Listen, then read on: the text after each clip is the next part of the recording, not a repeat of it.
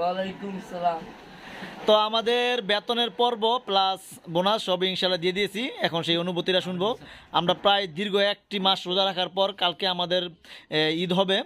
যাক আলহামদুলিল্লাহ, তো পরিপূর্ণভাবে সবাইকে দিতে পারছি, এটাই শুক্রিয়া। আসলে অনেক জায়গায় তাড়াতাড়ি ছুটি দেয়, আসলে আমার এখানে ঘোরাঘুরি কাজ করতে হয়, সার্ভিস দিতে হয়, যার কারণে চান্দাতেই আমাদের এই প্রতিষ্ঠানটা বন্ধ করতে ছুটি দিতে হয়।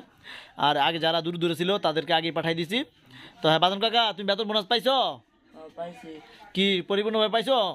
খুশি কাকা? হ্যাঁ। মামা তুমি পাইনি তো মামা, কি পাও নাই? বেতন তো দেন নাই গা। তো কি পাইছো? বোনাসটা পাইছি, বেতন তো 10 তারিখে নিয়ে গেছো গা। আচ্ছা মামা রাকিব, তোমার কি অবস্থা? আলহামদুলিল্লাহ, পাইছো বেতন বোনাস পাইছো? আলহামদুলিল্লাহ বেতন বোনাস পাইছি। আচ্ছা, এই আব্দুর রহমান, কি খবর তোমার? আলহামদুলিল্লাহ। বেতন বোনাস পাইছো? হ্যাঁ, জাবেদ, তোমার কি অবস্থা? এই তো ভালোই বেতন বোনাস পাইছো? পাইছি। বেতনের তোমার বোনাসের কত % দেওয়া হয়েছে?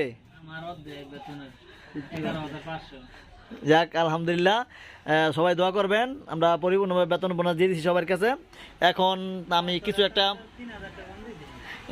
একটা সম্মানই দিব, তারপর তাদেরকে বিদায় দিব ইনশাল্লাহ, সেগুলো পাইবেন। সবাইকে ধন্যবাদ। হযরত সাইদ পক্ষ থেকে আসসালামু আলাইকুম।